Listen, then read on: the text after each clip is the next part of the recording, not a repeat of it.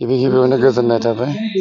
आं गावखौनो गोजोननाय मोनदों, मानो होनब्ला खम समनि गेजेराव खौसेथि बर' सुबुं आफादनि जा 17थि बोसोरसालिया जथुम्मा, बेखौ रङियानि सिङाव थानाय जारखना जाजिखना माइनाव फोथाराव जा मोनसे सानथामनि हाबाफारि लानानै खुंफुंदों। बेवहाय जोंनि बे कमलपुर कमिसननि एमएलए दिगन्त कलिता बिथां, लोगोसे आंखौ वार्किं प्रेसिडेन्ट खालामनानै आरो जेनेरेल सेक्रेटारि परेश चन्द्र बर'खौ जोंनि मेन कमिटि बानायनानै खौसेथि बर' सुबुं आफादा जा बानजाय आफाद दाफुंदों, बे जोङो साथामजों रायलायनानै जा मोनसे मेन कमिटिया रायलायनानै खम समनि गेजेराव जोङो साक्सेस खालामनो जा ट्राइ खालामबोबाय थादों, बेखौ दिनै जाफुंनाय बायदि मोनदों। मानो होनोब्ला दिनै गिबि सानथामनि हाबाफारिनि जोंनि माखासे बेखेवनो गोनां गेस्ट हाउस, दंफां गायनाय, मेन गेट बेखेवनाय, बेफोर हाबाफारिया जाफुंलांगासिनो दङ।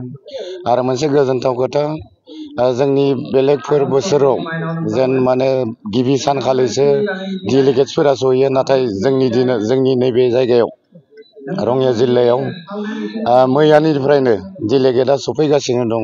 आरो खोनानो मोनदों 5,000से सफैगोन गुबुन गुबुन जिल्लानिफ्राय, आरो जोंनि जिल्लानि पाब्लिकफोराबो गेदारिं जागोन। आरो मोनसे खोथाया गोजोननाय मोनदों, जोंनि बे कनफारेन्सआव, खौसेथि बर' सुबुं आफादनि कनफारेन्सआव आरो जोंनि बानजायनायाव आसामनि गिबि मन्थ्रि डक्टर हिमन्त बिश्व शर्मा बिथाङा गाबोन सफैनो ओंखारदों, फैगोन। बेनो मोनसे गोजोननाय मोनदों, मानो होनब्ला खस्थ' जादोंब्लाबो गिबि मन्थ्रिया फैगोनखाय गोजोननाय मोनदों। आरो मोनसे खोथा नोंथांमोननि गेजेरजों आं बुंनो नागिरदों, जायफोर थान्दै बिथांमोना जिल्लाया ओरैनो फिसाखा, थेवब्लाबो बेनि गेजेराव जोङो गिदिर कनफारेन्सखौ आखायाव लादों खुंफुंलांनो, आरो जाफुंलांगोन बेखौ आं सानदों।